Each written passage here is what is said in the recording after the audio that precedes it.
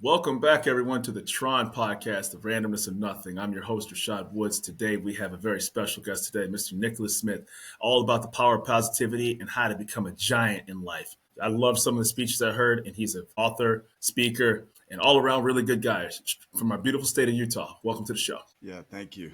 It's good to be here. It's great. So, first of all, I got a chance to listen to you speak, and you're coming from a place of experience because it's not like you're just telling people how to be. You came from things that happened in your life and you realized where you were at and where you wanted to be, and you pulled yourself up, and you're inspiring people with your books, your speeches, and your company as well too. So please tell me about yourself. Yeah, so I was, I'll go through a little bit of history here. Yeah, for So I'm sure. number 9 of 11 kids. My dad died when I was 2 years old, and my mom was mentally ill. So we struggled, Oh my goodness. like a lot of people do. Yeah. But, during that developmental period, I didn't get the care that, a healthy kid could have. Of course. And Sorry. so, throughout life, I didn't realize what was happening in my life until I had some awakening. And so it was in 2009 that I was broke. I was bankrupt. I was struggling. Somebody said, you got to meet this guy named Steve Hardison.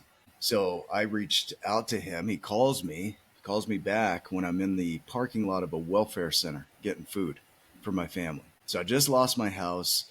I feel as small and insignificant as you can even imagine, so these patterns from childhood kind of bled through to create all that. But I didn't know that at the time. I was blaming life. I was upset. And I talked to this guy, and he metaphorically puts me on his shoulder and stands up and shows me who I am. He tells me, not tells me things, but shows me through his experiences. And I remember asking him a question. I said, can you? And he said, yes. And I said, how can you say yes if you don't know what I'm going to ask? And he said, there is nothing you can ask me that's bigger than me. And that landed so hard, I put it into my book, The Giants and the Smalls, as one of the statements. So that book came from the seed of that conversation. So I was listening to Who Moved My Cheese by Spencer Johnson. Yeah. And I was driving to work every day, and I was seeing these people living these giant lives. I'm like, why? Why are they living these giant lives? I feel insignificant and small. And this book downloaded. It just poured into me, and I'd capture it on my microphone, and while I'm driving to work, I would record this book, run home, transcribe it, read it to my kids. But it became the foundation of everything that followed. I started waking up at that point. So in that conversation to my behaviors and my patterns and how I was creating everything in my life, and I had no idea of that. I wasn't taught that when I was a kid. We didn't have money growing up. I'm lost in the mix, and nine kids. My mom couldn't give us the attention, right? She was struggling with her own stuff.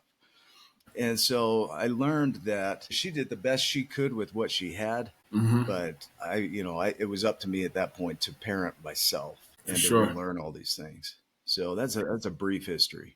And the thing is about it is like, that's an experience that, you hear too often. People could really fall off the rails because a situation like that, I mean, you've read stories, really sad ones where, it ends up foster system, criminal behavior, and obviously you went through your own struggles, but the fact that it didn't lead, and I don't want to assume that you're here where you are right now instead of somewhere else, is a testament to willpower and strength, because unfortunately a lot of people don't have that hindsight to say, I got to find a way to pick myself up. From a very dire set of circumstances. Yeah. So that's crazy. I hate to cut you off. Go ahead, please. Oh, well, I just, just the thought of that is, I don't know how we didn't end up in foster care with that. Right. Yeah. And so, that is a blessing. Right. Because to wake up is one of the hardest things people are ever going to do. For sure. Not an easy journey. Not at all. Not at all. And, and I think the most interesting part is, that to lose your father at such a young age and to not have, that direction, that structure, and have to grow up that fast, with the limited resources that were available to you. It's a testament to your willpower and strength that you started to pass on to other people. And one of the things I thought was interesting was when you gave that speech, I saw on your website, was the difference between achievements and accomplishments. Because sometimes people conflate the two, right? And so I want to hear your definition. I don't want to speak for you. So please, what have you figured out? The book, The Art of Accomplishment, was my first book.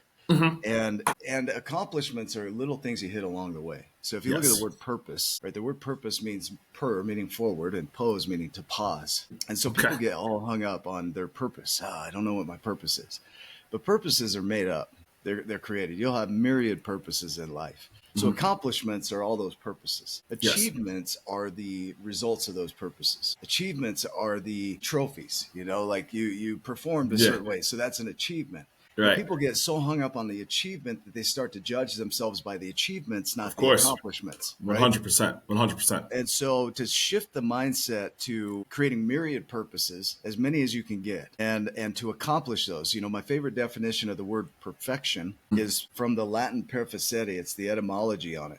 And it means to perform and to complete. Right. And Right. so we think flawlessness, and when you really look at perfection, it's doing something and finishing it. An Absolutely. accomplishment is that. Whether it's successful or not doesn't matter, right? Right. I So, think it's yeah, go yeah, ahead. no, I love the way that you define that because people sell themselves short of what they've really done. Yeah, they do. They do because we look at the achievements because the world teaches us you're only successful based on your achievements, right? But look Right. at what it took for you to be who you are today. You look at this Absolutely. show that you're on, Rashad. It's incredible. 70 plus interviews, right? Oof. And you're doing this, building this amazing thing. You're raising, I believe a family, and Yes. it's like it's an accomplishment. This is an accomplishment. All these things made you you, and you wouldn't be Mhm. you the way you are today without any of them. Right. It's a testament to willpower and strength. And, that's one of the reasons I created this show was because the world is bigger than your zip code. The world is bigger than, going to the grocery store, Yeah, going through the same, green light. You yeah, can memorize, you can drive and not even know the names of the streets, but you know where to turn. And so yeah, you become predictable, right? And then your predictability becomes your world. So it's very easy to get, sometimes it's good just to drive to somewhere you're not familiar. So that way you actually have to pay attention to markers, locations, where things are at. It sounds corny and cheesy, but sometimes it could be the town next to you, right? It yeah. I could like that. literally be 5 miles away, and you're like, I don't know what's around here, but it's Yeah, therapeutic, right? Because you're like, okay, this is a little bit different. I got to be a little more sensory. I can't go on cruise control, so to speak, right? right. So, just briefly, and I don't want to over talk you. I did martial arts for a long time. Yeah, I have a brown belt in Taekwondo. I have a black belt in Tong Sudo, which is both Korean styles, but they're stand-up striking arts. And so, great teachers, great instructions. But I said, okay, I want to do something different. So, kind of to our point, I started doing jujitsu and Muay Thai, and everything that I was good at didn't matter. yeah, yeah, Everything I was good at didn't matter. And so, like, you have to suck. I love the way when I watched your videos, when you're like, dude, you have to learn how to suck to be good at something. yeah, I suck at this. I really actually suck, right? yeah. And it's humbling, but it's therapeutic too. Well, okay, you're using some amazing words here. Yeah. Okay, humbling means teachable, and so yeah, it is humbling because now you're teachable. Because if we got it figured out, there's nothing to learn. Oh, And the beauty of automation is the mind is designed for automation. So when you look at the neurobiology and how when you do something over and over again, you're going to create automation out of it. My favorite quote from the book is to get what you want out of life, you got to be willing to suck at something yep. long enough to get Yep. good at it, right? Yep. And you look at, speaking of that, is Dyson, the guy that created the vacuum, had 5,000 vacuums that didn't suck, right? Before he got one that did. And now it's a multi-billion-dollar company, right? Yeah. But it's a law of nature that you've Yep. got to fail. And the word failure means a negative yield from your efforts. That's all it means. It means Exactly. that what you did didn't work. So try something else. Acorns, the oak tree lays 10,000 seeds a year, only one takes. Sea Mm-hmm. turtles lay 1,000 eggs, only one lives to adulthood. Mm-hmm. The sun puts out so much energy, only a billionth hits the earth, but it's enough. That billionth is enough to provide all the life that we see today. Beautiful. Yeah, so don't be afraid of failure. Lean into failure because failure is the process. You don't think God could have just made it a one and one? Right. Right. Like, look at us. How Right. many, not to get dirty here, but how many sperm were lost to create you, right? Exactly. So Exactly. God could have done a one for one, but he Right. didn't. And there's a lesson in that for us. You are meant to fail. It's part Right. of the process. It's It part of sure is. nature. Yeah. It sure is. So go be willing to do it. And I think, like, I'll stick to martial arts because that's kind of my wheelhouse. Yeah. Like, we laugh at the person that gets knocked out, right? We laugh because it's a good meme. It's a good, like, clip, ha, ha, ha. There's some Yeah. knockouts last night in MMA and UFC. But it's like, you do realize that guy or that woman is at the pinnacle of their profession. They're one of a very select group of people that get to do this for a living. Wow. Whether Yeah. whether whether somebody loses the Super Bowl, right? And you're like, you get all the boos, and they're like, listen, man, I'm still one of only like, 500 people who get to do this every single day, Oh, So that's such a valid point. when you realize that they're at the peak of their profession, or an actor who didn't win the Oscar, they're Yeah. still one of the top 10 people at their profession in that year. Maybe not all time, but at that given moment, they're still one of the best at their profession to get a chance to be nominated for something. They may not have gone home with the golden trophy, but how many people can say they've got an Oscar nomination, a Tony nomination? And Yeah. Wow. right. And so when you start measuring that, you're like, man, they've still accomplished a heck of a lot. That's so good, right? Because but then we judge ourselves by their standards. Yes. And Yes. I think the biggest thing I've learned is when this man said to me in the parking lot, I can, and he clarified later, years later, he said, it's not only that I can do it, but I can enroll others to be able to Mm, do it with me. And so there was really nothing off the table that we can't do. right. But when we start to measure ourselves against somebody else, what happens is we look at our reality as it is and we look at the ideal, right? Either that ideal or our own. And then we Mm-hmm. measure ourselves in that gap there. And all suffering is created in that gap between reality and what we Mm-hmm. think should be. If you look at anxiety, Lisa Feldman Barrett says that anxiety is when you think you're not measuring up to the ideals you think others have for you. Right. And Brad Right. Blanton says that those ideals that you think they have are your own ideals projected on them. So you're really just measuring yourself. So that gap is all made up. Of course. And that, Absolutely.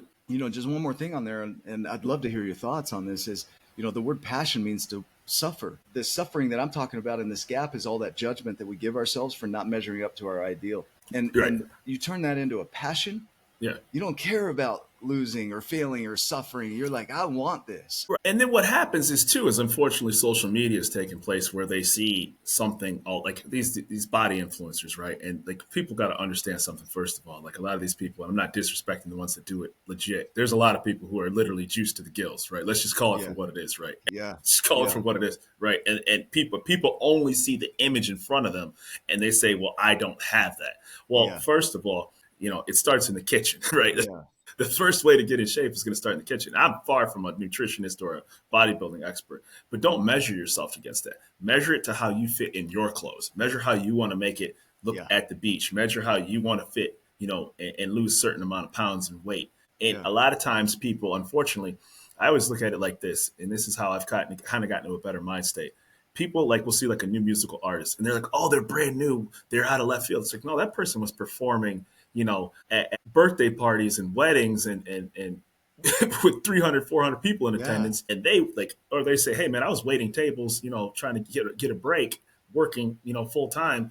And they finally got a break, but you only see the end result when you see them on Netflix or Amazon or Right. Disney. But you didn't see, like, hey, for 10 years, I was a starving artist, quote unquote. You know what I mean? Yeah. Well, to tell on myself, 15 years is how long it's been. 16 years since I had that conversation in the parking lot. I got divorced in 2019. I got Sorry to hear diagnosed with anxiety disorder in 2017. My that. world completely fell apart again. I didn't learn the lessons in 2009. It wasn't one and done. Mm-hmm. And then in 2020, we went to launch this book, The Giants and the Smalls, and COVID hit. March 17th, we were doing our launch, and COVID hit and shut down the entire world. And I tell people it was like our Kickstarter took off like an albatross. Have you ever seen them run across the beach or the water and they're just like jalopy and floppy and they can't move, and then finally they get off the shore somehow and then they soar. And our Kickstarter campaign went like every day. It was like, oh my gosh, this is terrible. Oh my goodness. And then it just launched, and still I'm not out of the woods yet. I work every day to build. I've done my podcast for 5 years now. Yeah. I've built a community online, and it doesn't feed my family. I still work full time. Some of us, you and I talked about this, don't come from a wealthy family. Most of us don't come from a wealthy family. It's a small percentage that do. Right. So this idea of, I came from a poor family, I get it because I came from a poor family. Right. But it's whatever you justify in you stops you. Exactly. Right. No question. And you start to put ceilings on yourself, and then what'll happen is that you gravitate towards those personalities that feed your negativity. Right. It sounds corny, it sounds cliche, right? But it No. really does, right? So like again, I always use martial arts as an analogy because when you go to the door, your ego stops because you will find out real quick inside of any place with any shred of credibility, you're going to find out who you really are and who you aren't because there's some tanks in there, right? Right. And they don't care where you came from. They don't care your income status and your zip code don't matter when you're going inside of to try to train. It's a very, it's just like sports. It's a place where, for all intents and purposes, it doesn't matter who your father or who your mother are. If somebody wants to whoop your butt, you're going to get your butt whooped, right? Because at the end of the day, if they're more talented than you, that's all that matters. So whatever baggage you're carrying on a personal level, you better put to the door. You better leave it in the car, so to speak. So what I did want to talk about was just your company as a whole. So I love that when you said, a giant can take small steps, but it seems large, right? So how did you get to the analogy of giants and smalls as a whole? Yeah, so it was that experience in my car back in '09. I'm driving to my brother's work. He's an hour from here. I was commuting, listening to Who Moved My Cheese, and I thought, man, I love the style of this. It's a kid's book, but it's for adults. So Right. that inspired the idea. And then thinking about what would I write about, it was seeing people live what I thought were giant lives. It can't be that they just all inherited it, No, right? no. And so that was the first use of the word giant. Why are they living these giant lives? And that's in the book. Those are the questions I was asking in the book. So this book is a story about me, but it's not. Like, this story is about every person. This is your story. This is your inner world. And the small was me thinking how insignificant I was in comparison to them. Right. And everything they have is the same stuff I have access to. Exactly. The same Exactly. universe, the same possibilities. So I didn't want to teach my kids that, you can only do things in your box. I have a mentor who said, every time you believe a belief, it becomes limiting by the nature of believing it. You just boxed in the universe and said, that's it. Right. And so, Right. I have a son who just graduated Special Forces training in the Marine Corps. That's amazing. One of the hardest things anybody could ever do physically, mentally. They just gassed him yesterday. I've talked to Marines, and I'm sitting back and saying, like, you want to talk about like what your day was versus, theirs. Yeah. Yeah. And to make it a commitment like that at a young age, right? At a young age, he's 18 years old. Unbelievable. And he went straight from high school into BRC training, and he stuck it out. This kid, he wanted to quit. He was on a fractured foot. He couldn't get it checked because they'll boot him out if he does. So he's going through on a broken ankle. I guess the gas that they put him through yesterday was so intense that he wanted to jump off a cliff. Like, I didn't know this. So you talk about hard things, and my son, I feel proud of him because he's the one that did the work. I feel like I was able to help him install in his mindset something that would help him do that. Yep. Now, I don't get credit for that. That's him. He did Right. that. I didn't do that. I've never been gassed.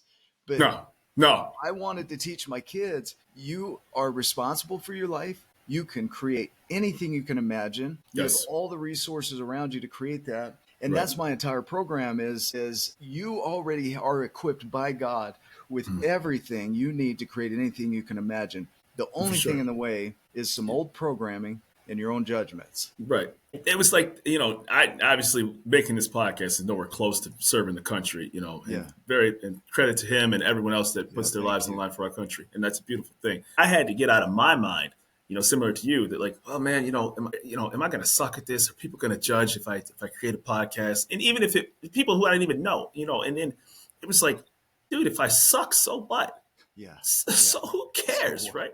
Right. Like, it's almost like, it's like when the dude a couple of years ago, that William Hung dude got on American Idol and he was terrible. And it was like, he still got up there and he didn't care. Like, we can laugh, we can joke, and the internet can be a cruel place. I get all that.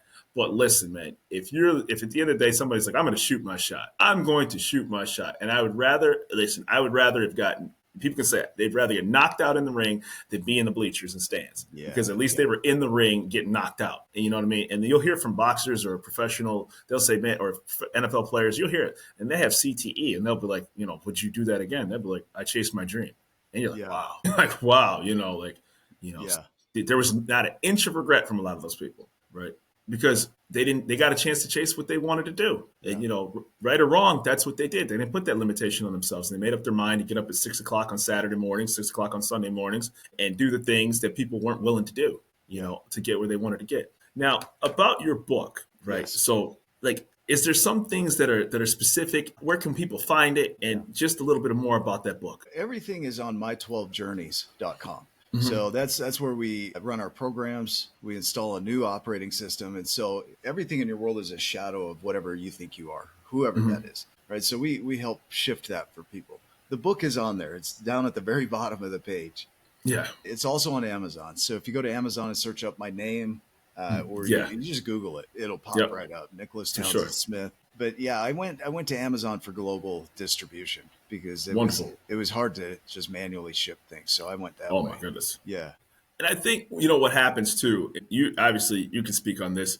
You get to a certain age bracket in life, and sometimes it could be the house mother, it could be the dad busting his butt to provide food on the table for his kids. You sometimes can think that's all you are, right? And it's very Yeah. easy to just I'm just going to go to work, take the kids to soccer practice, baseball, whatever. Then Saturdays hit, maybe I'll catch a movie, cut the grass, hold the barbecue in the backyard or shovel the snow. And then your world becomes very small, Yeah. right? It becomes very limiting. And then Yeah. you could, again, to the beginning, you can kind of autopilot the things you do. You're pumping gas, you're not really paying attention, Yeah. and it becomes to the point where if you're not careful, it will go from from from what you do to all you do, right? Yeah. And that's a scary place to be, particularly when it starts affecting you mentally, because Yeah. then there will be negative things that will come from that. You're going to gain weight. You don't feel like working out.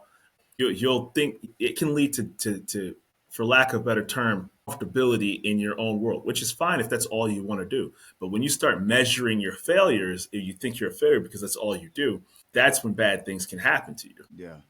Yeah. There, what I hear in that is we don't sit still. The body atrophies. When you don't use it, it loses it on purpose for efficiency. Yep. We don't have to sustain that. Nope. So lazy people aren't lazy. They're efficient. The mind is geared toward laziness, we'll call it. Correct. But you don't sit still. It's not like you gain something, you got it forever. And Mm-hmm. so you either have to be constantly working towards something or Right. constantly working towards something because you're going to go backward. You're not going to just stay where you are.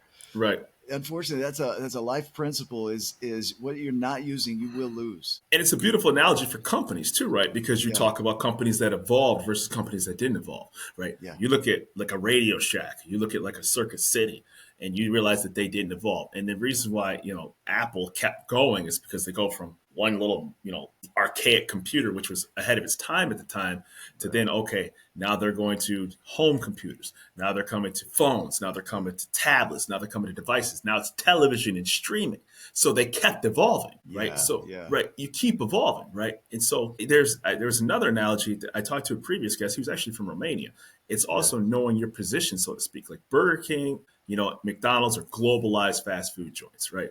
But the first fast food joint actually was White Castle, right? But White Mm. Castle, the reason why White Castle has survived since when it first came out, the first burger fast food joint, it stayed in its lane. It said, hey, it's still owned by family, it's still private, and they sell like their burgers in grocery stores and everything. So they carved out a niche, and then they get movies made about it, right? Like, oh, Mm. you go to White Castle, and right, it's late after hours joint. But they were like, listen, I can't compete with these conglomerate, massive Happy Meal places, but I'm going to stay in this little respective lane here and not overshoot my moon. And then next thing you know, I overexpanded. Yeah, This is huge. Can yeah, I speak to that a little bit? absolutely. Yeah, this is huge because you hear this, oh, you can do anything. You can be anything. I don't think that's fully true. No, Okay. Let's be real. I will not walk on an NBA court and shoot a shot and get recruited right out of the gate, man. It is not happening. Right. But mm-hmm. in my lane, like you said, in my gifts, Pablo Picasso says that the meaning of life is to find your gift and the purpose of life is to give it away. In my gift, I can do anything. Exactly. In my gift. Yep. Now, the challenge is for people, this is where they get stuck, is what is my gift? And you start to see these patterns through life. It's almost like you can't see it as you're in it. The beauty of faith is you get to step without seeing fully the picture. But if you reflect back, you'll have a noticing of all the things that kind of led you to be where you are today. One Right. question, without question. And then in that lane, yes, you can do anything. Well, it's like I said, I could talk karate and all this other stuff all day. Yeah. I tell people all the time, when you train in martial arts, this is the God's honest truth. I say I don't have to beat you in here because you could probably, you're not the best guy when you walk in. Some guys I've trained with have been pros, right? Do this for a living. or Yeah. do it on the side, and you could tell the scars on their face. I said, I don't have to beat anybody in here. I just got to be able to defend myself against someone who's out of shape. Right. Right. Right. So like when You would whoop my butt.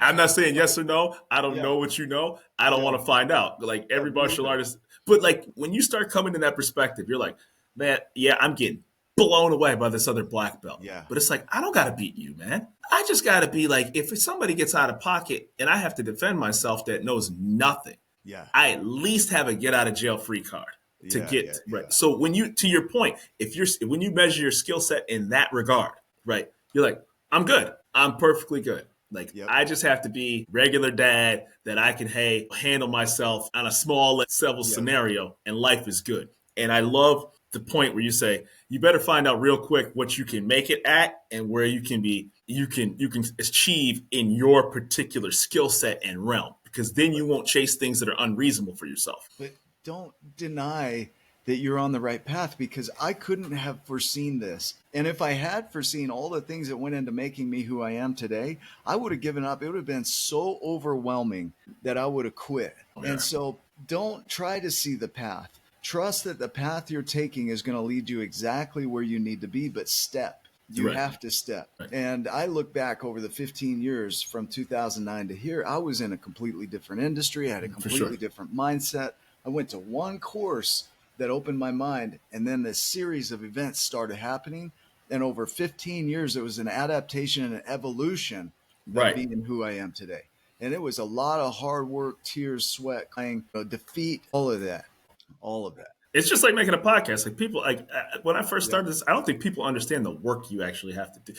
People have no idea, right? All they see is, like people like, oh, you just slap on a set of headphones and you get a chance to just, you better know what you're doing. It's editing, it's getting guests, it's making sure you have compelling content, it's promoting the content, it's making sure that people want to listen to it, right? Anybody can go in the kitchen and cook. Not everybody's going to get people to buy it and actually make it a sustainable product. And, you want to talk about failures. How many times do food companies have to put people in test rooms as allergies? Is it going to kill somebody? Is it going to pass food and safety standards? There's a multitude of things that have to pass in order for something to be coming to market. It didn't just end up on your shelf and you're throwing it in your grocery cart and you're autopiloting it on the way out the door.